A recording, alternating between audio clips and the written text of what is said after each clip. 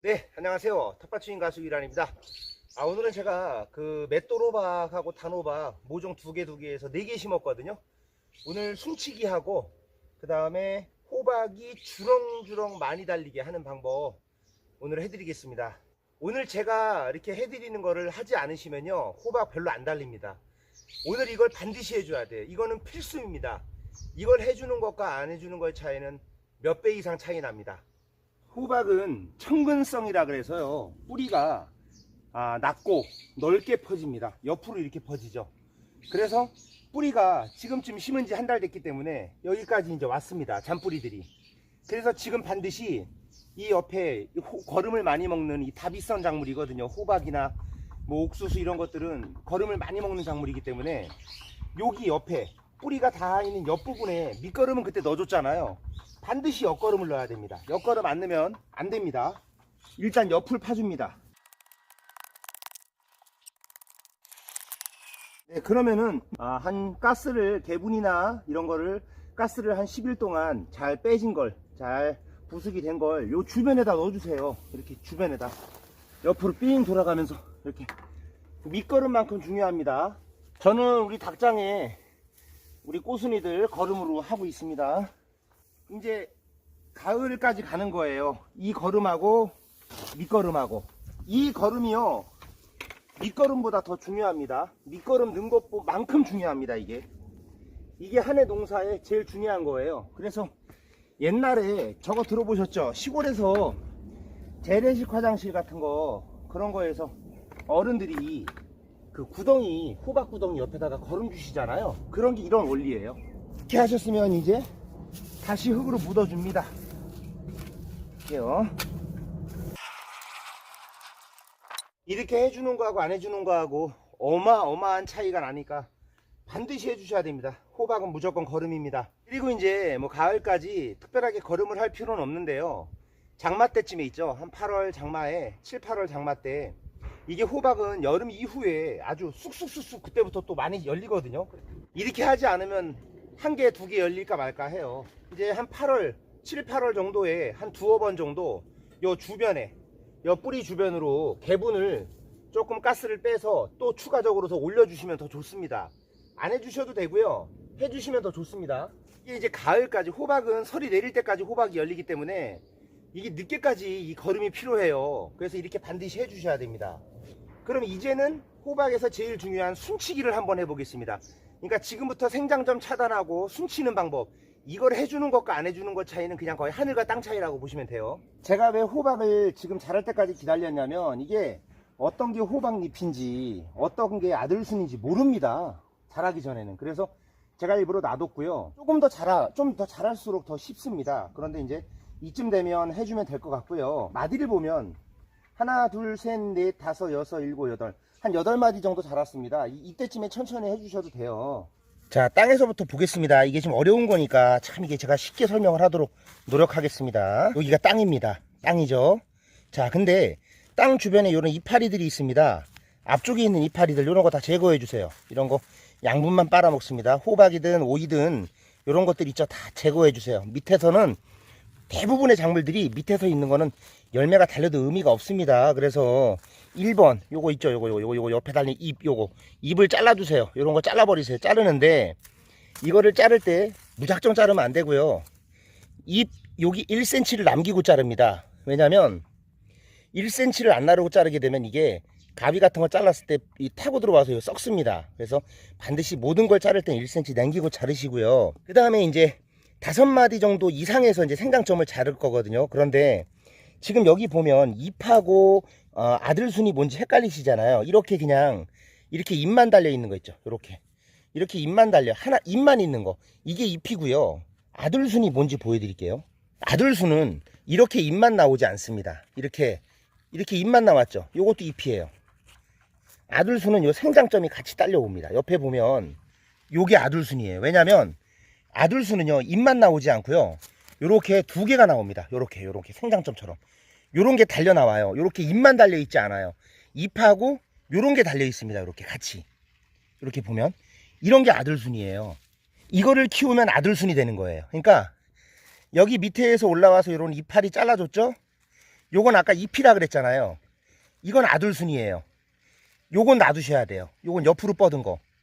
이게 그러니까 잎하고 아들순의 차이가 뭐냐면, 잎은 이렇게 잎만 하나만 나온다. 이런 식으로 잎만 하나만 달려요. 그런데 아들순은 반드시 그 몸 줄기 옆에 이렇게 요런 게 달립니다. 요런 거.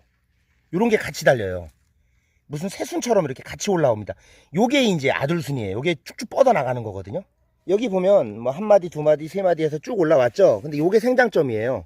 이렇게 원줄기를 이렇게 뿌리에서 쭉 따라가면 맨 끝에 있는 게 이게 생장점입니다. 이게 그러면은 지금 아까 아들순에서도 요런 게 나왔다는 거예요. 이런 거 아들순에서도 요게 반드시 따라옵니다. 이게 생장점이에요.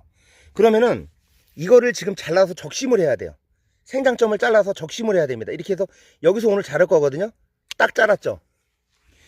이제 잘랐으면 더 이상 호박은 원줄기에서 자라지 않습니다. 이제 더 이상 안 자라. 영양이 이제는 아들줄기로 다 갑니다. 옆으로. 그러면 이제 원줄기 여기 생장점 차단하고 나면요, 옆에서 빨리 자라요. 폭풍 성장을 해요. 이제 아들줄기를 2개 키우시는 게 가장 좋은데, 이거 뭐 언제 아들줄기 뭐 이렇게 막 복잡해서 하기 힘드신 분들 있잖아요. 그런 분들 같은 경우는 그냥 여기 생장점만 자르고요, 방임해서 다 키우셔도 됩니다. 여기 그냥 이쯤에서 자르시고 방임해서 키워도 잘 자라고요. 그런데 좀 더 호박을 크게 달리게 하고 싶다, 그리고 더 많이 달리게 하고 싶다, 그런 분들 같은 경우는 이제 아들줄기 2개에서 3개 키우는 게 가장 좋습니다. 호박은 방향이라는 게 있습니다. 지금 이쪽 이거 아들줄기잖아요. 이거 생장점처럼 요 같이 올라온 거. 예를 들어 1번은 이쪽 좌측으로 나왔으면 2번은 저쪽으로 뻗습니다. 그래서 만약에 이 상태로 놔두게 되면 호박이 양쪽으로 다 갈라져서 너무 넓게 키워야 돼요. 그래서 호박을 선택을 하셔야 돼요. 내가 한쪽 방향으로 키울 거라면, 저 같은 경우는 지금 이쪽 방향으로 안 키울 거거든요. 오른쪽으로 키울 거예요. 그러면은 왼쪽에 있는 이 아들줄기를 잘라줘야 됩니다. 이거를 잘라줘야, 이렇게 잘라주면 이제 이쪽으로는 아들줄기가 안 자랍니다. 이쪽으로는. 그러면 이제 아들줄기가 오른쪽 저쪽 방향으로 자라겠죠. 방향 선택이거든요. 자, 아들줄기 한번 보여드릴게요. 자른 거. 그러니까 이파리만 있는 경우는 이렇게 잎만 달려 있습니다. 이렇게. 그리고 잎과 옆에 보면 이렇게 생장점처럼 이렇게 같이 달려옵니다. 이게 아들줄기예요.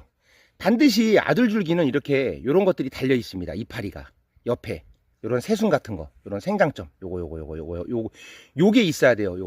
요게 없으면 절대로 아들줄기가 아닙니다. 그냥 잎입니다. 잎하고 아들줄기 헷갈리시는 분들 굉장히 많아요. 그럼 이제 이쪽 방향으로 안 자라잖아요. 그러면은 저쪽 방향으로 자랍니다. 그러면 이제 방향 선택은 된 거거든요.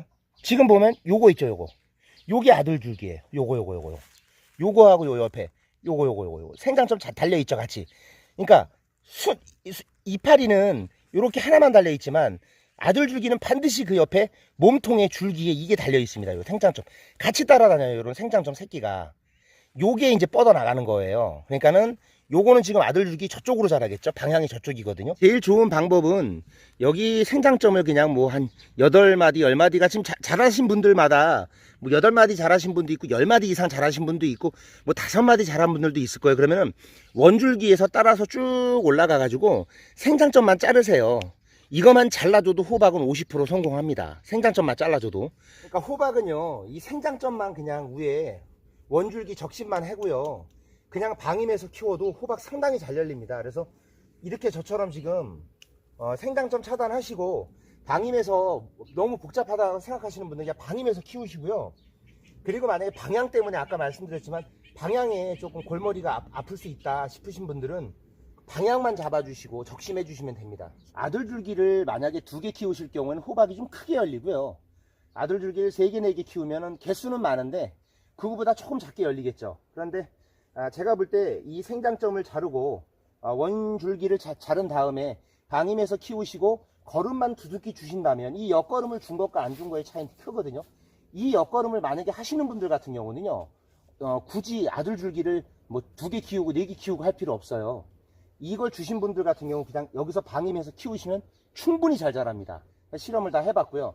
여기 주변에 옆에 주고 나서 이거 덮어줬잖아요. 안 덮어주면 빨리 날아가기 때문에 거름이 반드시 이렇게 햇빛에 노출되는 걸 보호해줘서 유실 방지도 해주고요. 이렇게 해줘야지 거름이 더 오래 갑니다. 이제 호박이 지금 뿌리가 여기까지 자랐습니다. 거의 여기 입구까지 와 있어요, 대략. 그래서 이제 여기 이제 6월 달부터 더워지면요, 이게 쑥쑥자라거든요, 호박이. 그러면은 이제 막 여기에서 양분을, 청근성이 다 뿌리가 옆으로 뻗잖아요. 그냥 여기서 양분을 쭉쭉 빨아 당깁니다, 초반에. 그러면 이제 잘 자라는 거예요. 사람도 어릴 때 잘 먹어야지 잘 크잖아요. 이 식물이나 작물도 초반에 잘 못 먹으면요, 나중에 후반부에 거름을 줘도 잘 안 돼요. 그래서 초반부에 이 엿거름이 굉장히 중요합니다. 호박은 밑거름도 중요하지만 이 엿거름이 더 중요해요. 이게 더 중요합니다.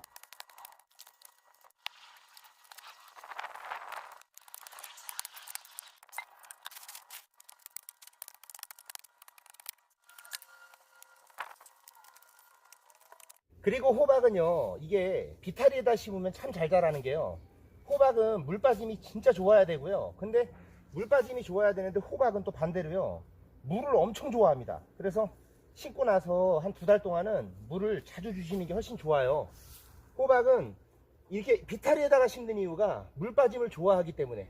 그러니까 평지에서 심으실 때는 호박을 두둑을 높게 해갖고 심으셔야 되는 거예요. 장마 오기 전까지는 물 줄 수 있으면 자주 주세요. 물 주지 않는 것과 물을 자주 준 것 차이는 나중에 호박 수확량에 차이가 있습니다. 여름에는 호박 잎을 자주 따드셔야 됩니다. 호박 잎을 자주 따드시면 호박 잎에서 뭐든지, 잎도 겨순 같은 거거든요. 잎에서 잡아먹는 영양도 어마어마합니다. 그러면 호박이 막 쑥쑥 자라고 호박도 더 애호박도 많이 열립니다. 그래서 호박찌개 같은 거 해 드실 수 있는 작은 호박들 같은 경우 호박잎을 막 따드시면요, 잎에서 영양이 안 가니까 호박으로 막 집중되는 거예요. 차이가 많이 나요, 제가 해보니까. 도움이 되셨다면 구독과 좋아요 부탁드리겠습니다. 감사합니다.